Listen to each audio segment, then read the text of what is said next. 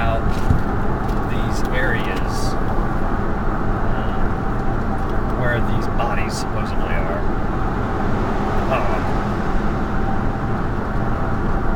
I want to also talk to the mother, though. Yeah.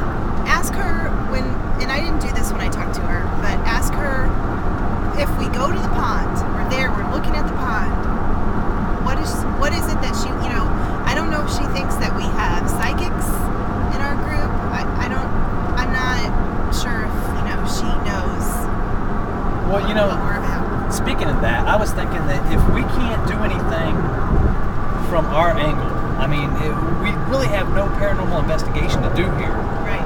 It is an investigation, and it is of unusual circumstances, but if we can't help her, maybe we can set her up with not only a priest or somebody like that, but maybe we could set her up with a psychic. Maybe we could get Myrna in on the case to talk to her. Yeah. I don't really believe in that stuff too much, but I know everybody that's been to Myrna has really said she's very good. Right. She's been very accurate. So let's talk about how this came about. What's this case? Where did it come from? Right. What's the claims?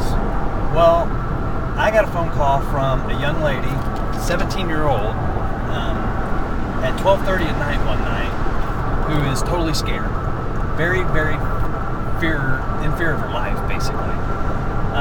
She had been playing with the Ouija board, apparently, after visiting a local, very haunted cemetery. Her and her friends went and played with this Ouija board.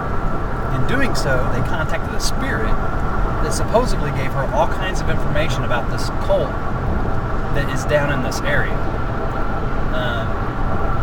The whole story starts with the spirit she was talking to is somebody that was murdered by this cult, a girl named Ramon. She was apparently killed with an axe in the stomach. Okay, so that's the whole beginning of the story. That's what I got from the beginning. And at that point, I turned the case over to our case manager, Mel, to see what she could find out. And then the story goes from there, Mel. Well, basically everything you just said, but as far as the murder goes, it was apparently whoever murdered her with an axe in the belly and threw her into this pond. Not only is her body in the pond, but apparently there's several other bodies in the pond. And somehow, as they were playing with the Ouija board, she is under the impression, from what this Ramon spirit said, that in order for Ramon's spirit to be released, to move on, and all the other spirits in the pond, that this girl that was playing with the Ouija board that called us has to die. So this girl, seriously, as far as I'm concerned, I think she's being honest, although I think this face-to-face interview will find out, but she thinks she's going to be murdered. That's where the whole in fear of her life comes in. She thinks that she has to be murdered. And another thing, this cult supposedly murders somebody every 10 years. Isn't it every 10 years? Every 10 years. Isn't it on the 7th year, like 1977, 87, 97, 2007? Right. Well, yes, this Ramon was apparently murdered in 1977. Yes. And this girl gave us the first name, last name of this spirit. Right. When she was killed, how number. old she was, a phone number to contact of a friend of hers. Yeah. She said that Ramon was 36 years old and was kidnapped from her home. Yeah. But everybody thinks she just ran away, that she's 36 and that she can do that. Everybody thinks she just took off. When she didn't. Supposedly, she was kidnapped and murdered. Okay, so first, take this. What we need to do to verify some of these claims is go out to the location.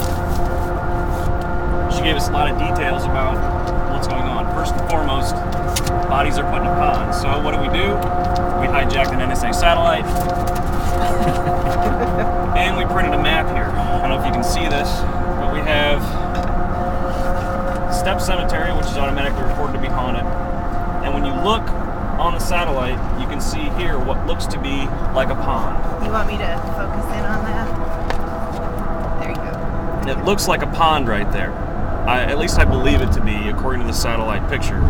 So we're going to start here, and Todd and I are going to somehow, the foliage is going to be probably a lot thicker right now, and it's raining out, so whatever. After we meet with this girl, we're going to make our way here to the cemetery, have a team here at the cemetery, and then Todd and I are going to make our way somewhere to this pond, and I'm probably going to find a really big stick and try to poke around in there a bit and see if we can find anything hard, see if anything's floating, see if anything's weird.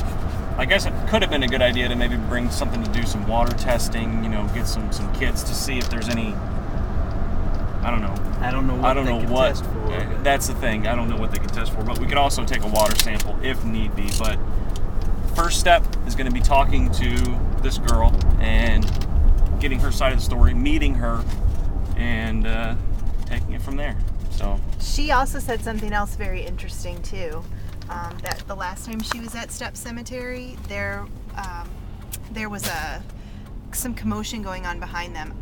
I don't know how many people she was with, but she was with one of their mothers, her friend's mothers, and they heard some commotion. I believe they heard somebody clearing their throat and then two men talking. So they went up to where they heard it, and from what she explained to me, it looked like there was a grave that was dug up by a dog. She said it was a limestone grave, and it had the year 1981 on it, and there were limestone pots with dead flowers surrounding it. So they got scared and kind of ran. And the mother, it was a kid, a guy, a mother and this kid's and her son apparently looked up, saw something, and freaked out, started running, wouldn't tell anybody what they saw. She still to this day doesn't know what happened or what they saw. So there's another thing we need to ask her, where that grave is located.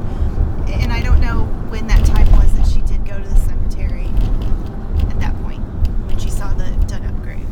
One of the other things that I want to do is I want to look at the headstones at Stepp Cemetery and see if we can find a headstone for Ramon Hamilton. Age 36, died in 1977. was she supposedly buried there?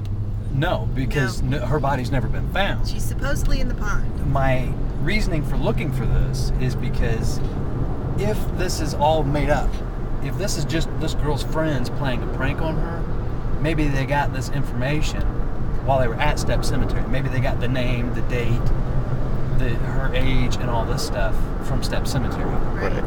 Because one of the angles here is that it could be her friends playing a really bad prank on her. It could. They have scared her very, very bad. Yeah. If that's the case. So we really got to look at this in a couple of different angles. But the main thing is, we got into this to help people, and this girl, we think, is truly scared. And so we need to help her not be scared somehow. Well, one way or the let's other. go meet the girl, and we'll take it from there. Sounds good.